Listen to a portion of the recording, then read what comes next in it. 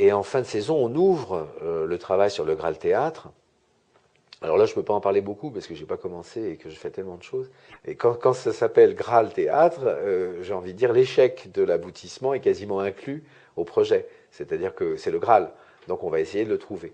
Alors, qu'est-ce qui m'intéresse là-dedans? D'abord, c'est de travailler avec deux beaux esprits, c'est-à-dire travailler d'un côté avec Florence Delay, euh, voilà, dont j'aime l'écriture, dont j'aime la personnalité, dont j'aime la respiration, et puis du grand poète qu'est Jacques Roubaud. La deuxième, c'est le sujet.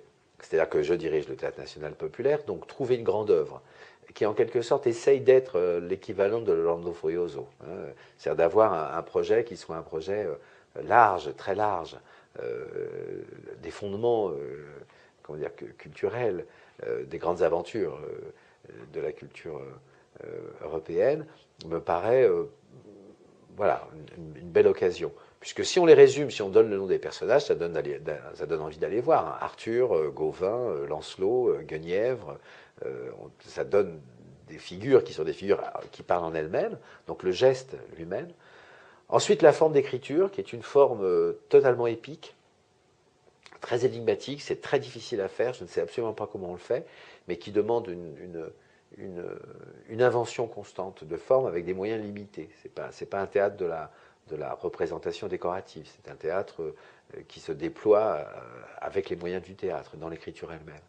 Excusez-moi, c'est une espèce de somme de légendes de Graal Oui, qu'ils c'est une ont somme rassemblées qu'ils ont finalement. rassemblée. Ils ont pris toutes les légendes du Graal existant, que ce soit en France, que ce soit dans la Grande-Bretagne, que ce soit même au nord de l'Europe, que ce soit même dans le sud de l'Europe. Ils ont repris et ils en ont fait une version.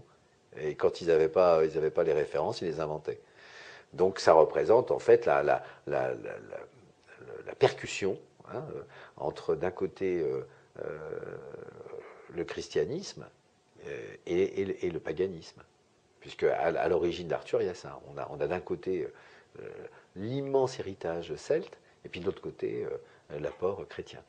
Donc on est à un endroit de métissage, on est à un endroit de genèse. Euh, voilà, donc ça demande des moyens incroyables, ça demande beaucoup de temps et ça demande beaucoup d'illusions, ce qui est très bien pour le théâtre. Et surtout, je veux le faire dans un déploiement qui soit un déploiement qui ressemble à la quête du Graal même, c'est-à-dire d'avoir une table ronde de metteurs en scène. C'est-à-dire que d'avoir des chevaliers, metteurs en scène, qui sont au service de l'œuvre et qui signent collectivement et qui n'apparaissent pas ponctuellement. Donc j'ai demandé à Julie Brochen du TNS de s'associer à nous. Elle viendra avec deux jeunes metteurs en scène, moi je viendrai avec deux jeunes aussi. On sera donc six. Et puis on organisera le travail comme on construit une cathédrale. C'est-à-dire qu'on aura une charte, on aura une architecture commune, on aura un projet commun, on aura le même décorateur, on aura le même ou la même scénographie, on aura les mêmes accessoires, on aura le même accessoiriste, on aura le même éclairagiste, on aura le même costumier, etc. On aura une charte de fonctionnement esthétique et on élaborera ensemble le spectacle. Il y en a un qui fera un pilier, l'autre fera un chapiteau, le troisième construira une porte. On assemblera et on regardera l'équilibre de l'ensemble, mais quand on signera, on ne saura pas ce qu'on a fait.